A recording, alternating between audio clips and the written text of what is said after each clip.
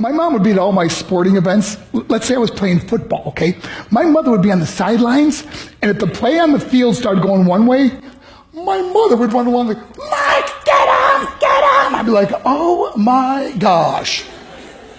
I'd get in the huddle with the other guys. They go, Mark, is that your mother? I go, no, I never saw her before in my life.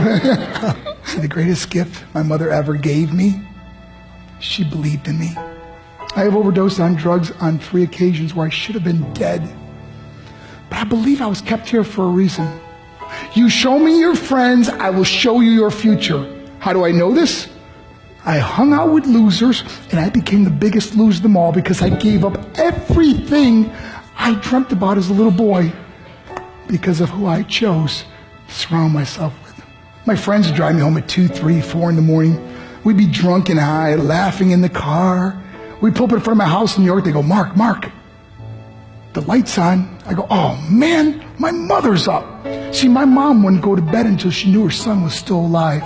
I'd walk in, she'd say, hi Mark, how was your night? I go, it was good, Mom, I'm just gonna go to bed. She goes, can I talk to you for a minute? I go, Mom, I'm tired, I'm just gonna go to bed. She goes, Mark, I haven't seen you all day and all night. Can I please talk to you? I said, man, just leave me alone. You bug me. I'd slam my bedroom door on the one person who believed in me.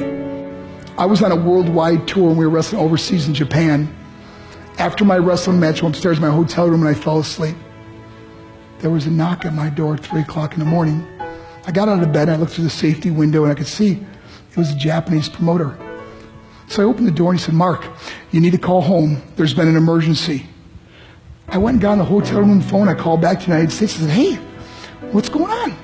I said, Mark, I don't know how to tell you this. I said, just tell me what happened. All of a sudden I started crying. They go, Mark, I can't tell you. I said, just say it. He said, Mark,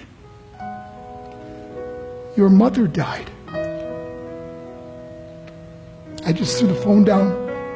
I ran out of my hotel room. I took the elevator to the lobby, and when the doors opened up, I just ran out into the street.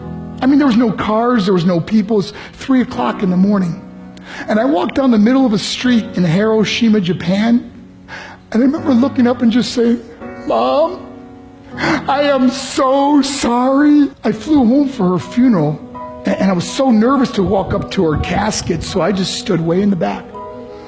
And I kept looking from a distance. I kept thinking to myself, Mom, please wake up.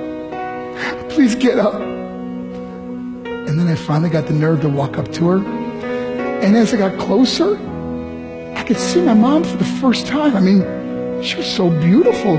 She was dressed in white. I mean, she looked like an angel. And I just stood over her and I said, Mom, you are my hero.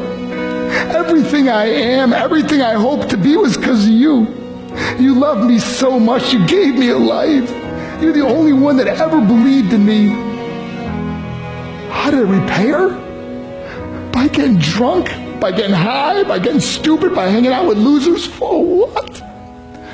All she ever wanted to do was talk to me.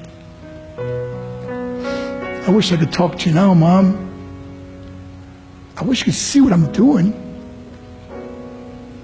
Why couldn't I have been a better son? We are defined by our choices. But if you surround yourself with people involved in drugs and alcohol and pills, it's a dead end. I'm not here to preach to you. I'm here to tell you I lived that life. It leads to broken hearts, broken relationships, broken dreams, and death. For what? To get high? If you have a mother or a father, when you go home, tell them how much you love them. See, my whole life was about being rich and famous. I had to be a millionaire. I had to win the race. I had to win the race at the expense of my marriage, my family, my friends. For what? To be all alone in the world? I learned what is truly important, and that is how precious this gift of life is, and our families, and how quickly it can be taken away. See, I no longer live in time. I live in moments. See, it's not what's in your pocket that matters. It's what's in your heart that truly matters. Love Love is just a word until somebody comes along and gives it meaning. You're the meaning.